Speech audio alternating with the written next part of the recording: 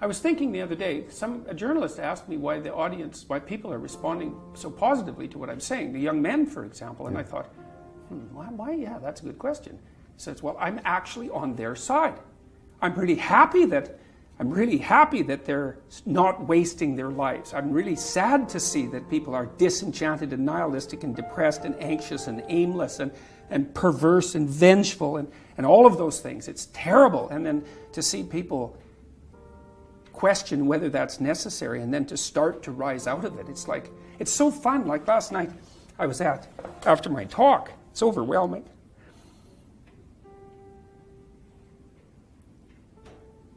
I don't usually think about these things, but I was after my talk last night, and so all these people line up, and they have their 15 seconds with me, and they're kind of tentative. They're excited and attentive when they come up to talk to me, and then they have 15 seconds of time to tell me something. I'm really listening to them, and they're hesitant about whether or not to share the good news about their life, and I think it's often because when people share good news about their life, people don't necessarily respond positively. They don't get encouragement.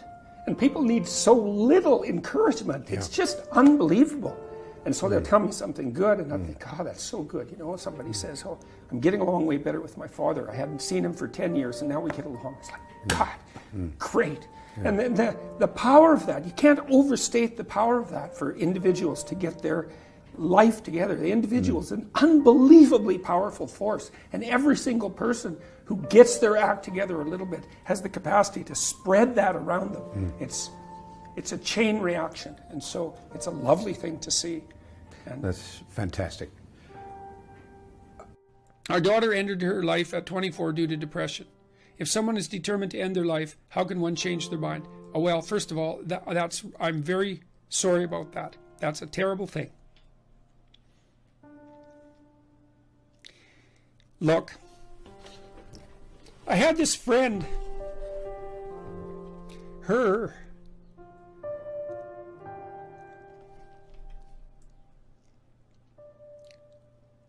sorry.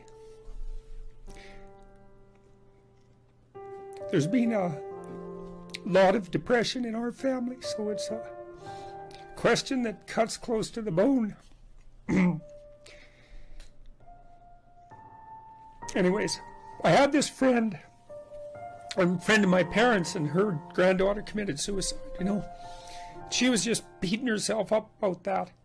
What could have I done? What could have I done differently? This is the problem with suicide. It leaves everybody behind thinking, oh my God, what could have I done? I could have treated the person better. I could have listened. I could have been there. It's like, and she was just beating herself up about this, really feeling that she wasn't a useful person, that she'd failed as a grandmother. She's a really good person, And so I went for a walk with her, and I said, and she's married, and she likes her husband, and he's a really good guy. And I said, look, you're blaming yourself for your granddaughter's suicide. It's like, are you blaming your husband? Are you sitting him down and telling him what a useless bastard he was as a grandfather because his granddaughter committed suicide and how he failed completely? She said, no, I'd never do that. So I said, well, don't do it to yourself. One of the things that has just blown me away in the last year, because I've talked to lots of people live, but also lots of people online. But it's more obvious live, and it's obvious in this theater as well, is that I've gone around and spoken, and a large proportion of my audience has been young men, under 30, something like that. And I've spoken to them a lot about responsibility. And what's so odd about this is that of all the things that I've spoken about, because I can see the audience and I can feel how the audience is reacting, because I'm always paying attention to all of you insofar as I can manage that. So I get some sense of how what I'm saying is landing, which you have to do if you're going to speak effectively to people. And what happens is, if I talk about responsibilities, everyone is silent, just like they are now. Silent and not moving, right? Focusing, attentive. Say, pick up your responsibility. Pick up the heaviest thing you can and carry it. And the room goes quiet and everybody's eyes open. And I think, that always makes me break up.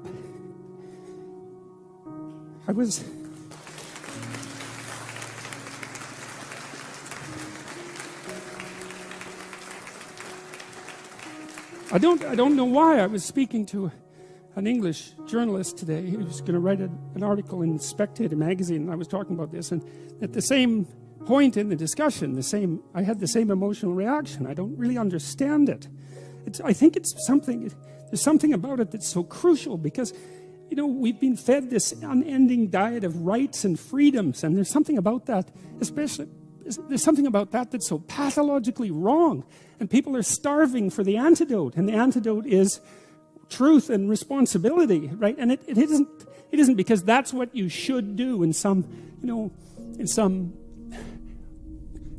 I know better, or someone knows better for you what you should do sense. That's the secret to a meaningful life, and without a meaningful life, then all you have is suffering and nihilism and despair and all of that, and self-contempt, and that's not good. And so it's necessary for men to stand up and take responsibility, and they all know that, and are starving for that message. And the message is more that that's also a good thing, to stand up and take responsibility, because you're cursed so much now from when you're young with this notion that your active engagement with the world is part of what is destroying and undermining the planet and adding to the tyranny of the social systems. It's like, how about not so much of that, hey?